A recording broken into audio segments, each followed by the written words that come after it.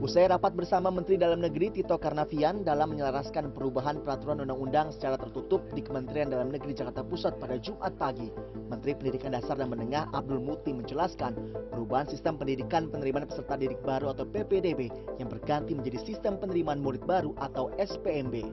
SPMB mulai berlaku pada tahun 2025. Hal ini lantaran terbatasnya penerimaan siswa-siswi baru di sekolah negeri. Abdul Muti menegaskan bagi siswa-siswi yang tidak lolos masuk sekolah negeri dan masuk ke sekolah swasta, nantinya akan menerima bantuan atau hibah dari pemerintah pusat.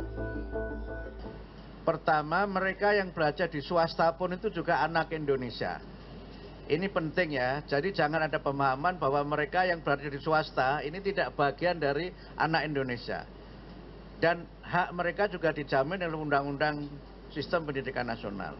Nah, problemnya adalah daya tampung sekolah negeri ini terbatas.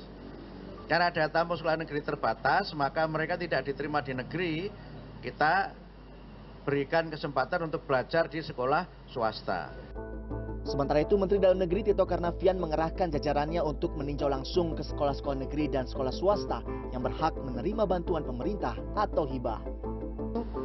Kami Kemendagri akan melihat daerah-daerah mana saja yang sudah memberikan hibah atau bantuan kepada sekolah swasta.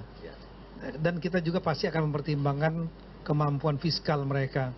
Kalau kemampuan fiskal mereka kuat, sedang, ya sebetulnya bisa memberikan bantuan, tapi kemudian tidak memberikan bantuan, ya kita akan mengumumkan ke publik juga.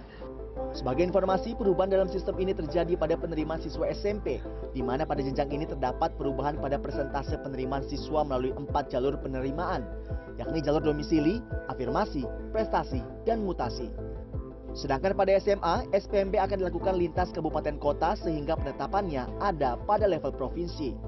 Dalam perbedaan PPDB dan SPMB, salah satu perbedaan utama adalah pada persentase masing-masing jalur penerimaan, sementara untuk SD tidak ada perubahan.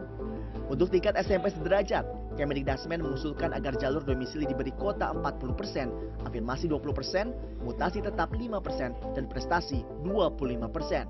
Sedangkan untuk tingkat SMA sederajat dengan kuota minimal 30% untuk domisili, 30% untuk afirmasi, 30% prestasi, dan 5% untuk mutasi. Jimmy Chandra, Made Oktober, Jakarta.